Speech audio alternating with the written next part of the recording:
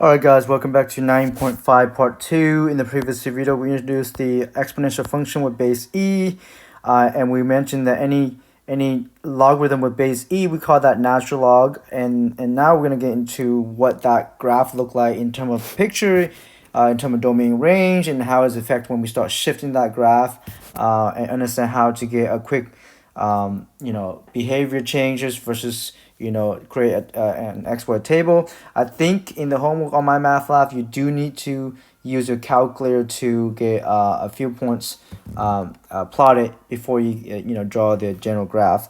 But let's start with example A here. This is ln of x or log base e of x, right? So as I mentioned this already in previous videos or so throughout this chapter up to this point, I mentioned that e to the x, so if y equal to x and its inverse, so let me go ahead and just use the correct notation here. So let's say if let's use f of x. If f of x is e to the x, then its inverse function is denoted as f inverse of x is log base e of x or ln of x. Okay, so those are two inverse functions. We can even mention this more like generalize this here. So I'm gonna say if the function we're given is any base a to the x, then its inverse function is denoted as f inverse of x is a log base a of x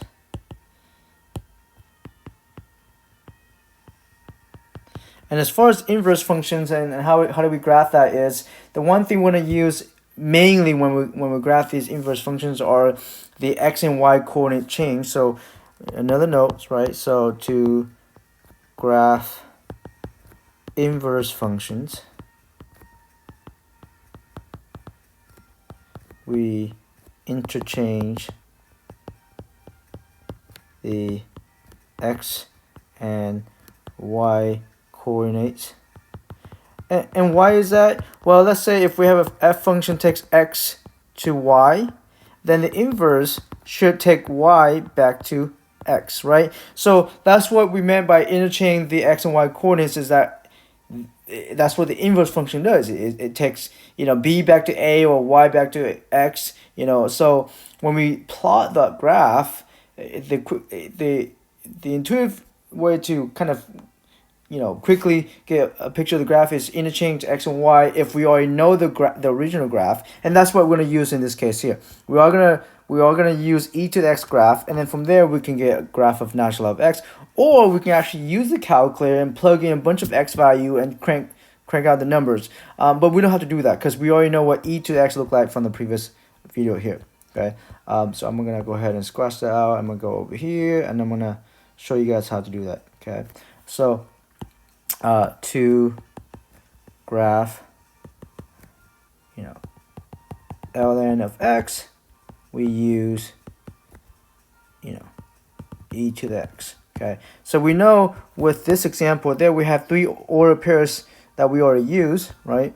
So we gonna go ahead and I'm gonna go ahead and draw the graph down here. Okay, so redraw that graph. So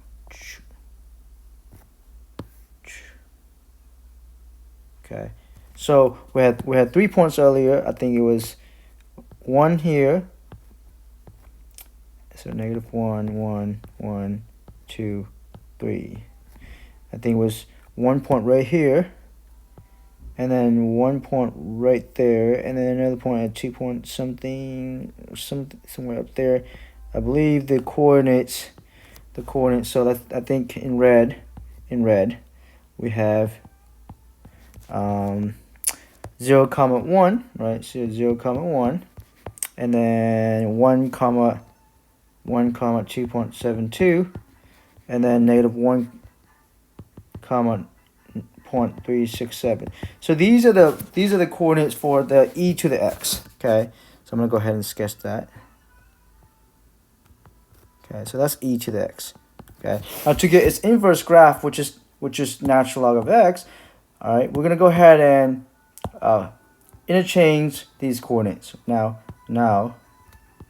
for ln of x, okay, so I'm gonna go ahead and flip-flop this here, 2.72, 1, and then 0.367, and then I'm gonna plot those. Okay, so 1, 0 is right there. So this point here now become there. I'm assuming that point there, that will become, let's say 1, 0 is there, 2.72 and 1. So 2.72 is right there, and 1 is right there. So that point become there, and then 0.367 and -1. I forgot the -1 is down here. Okay, so and I'm gonna go ahead and sketch that. Okay, so it's gonna look like this. Okay, and then there's also this line through the origin, kind of like, you know, this is the line that if we were to have a piece of paper, we would graph these two graphs. If we were to fold right by the origin, these two graphs kind of falls on top of each other. That's what it means to have an inverse function. Is the function graph will reflect across this line through the origin. This is the line y equal to x here. So that's how you would quickly get the graph of the inverse function. The domain and range will also swap as well, because, you know, if we interchange all the x and y, then the range and domain will get interchanged as well. So domain and range for the ln of x, so this is ln of x, the domain and the range. So the domain will become the range of e to the x now become the domain of ln of x. So the domain is going to be from 0 to infinity, and the range is going to be from -infinity to positive infinity, which is the interchange of what we had here for e to the x. Okay.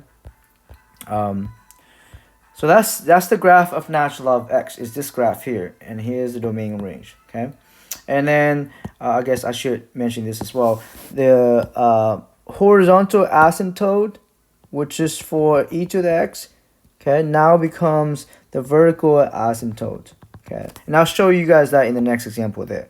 So ln of x plus 3, I'm gonna go ahead and show that. Okay, so example, we want the graph y equal to natural log of x plus 3. Okay, so the first thing we want to do is understand what's going on here with the translation. So by adding 3, as far as graph translation, that's a shift left 3 units. Okay, so we start with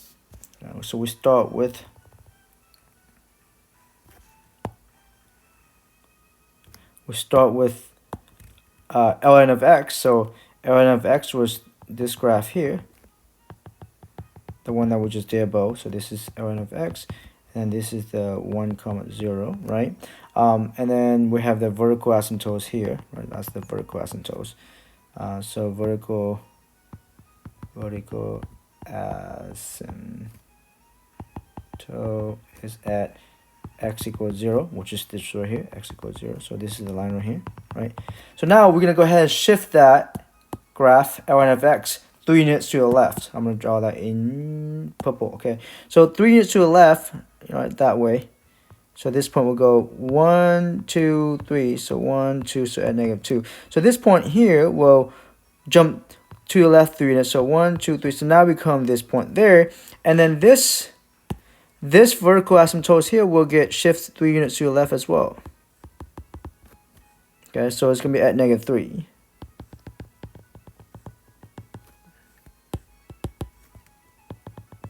So this is our x equal to -3 for the vertical asymptote. Okay, so that's vertical asymptote. Okay, and then the graph will now look something like this.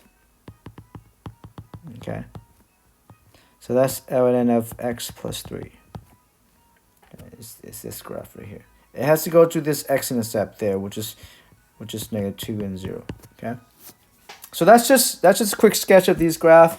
If you have trouble with graphing it on my math lab, please let me know. I think it's just asking you to choose a graph. I'm not sure it's asking you to graph it on my math lab. It's just asking you to choose it. So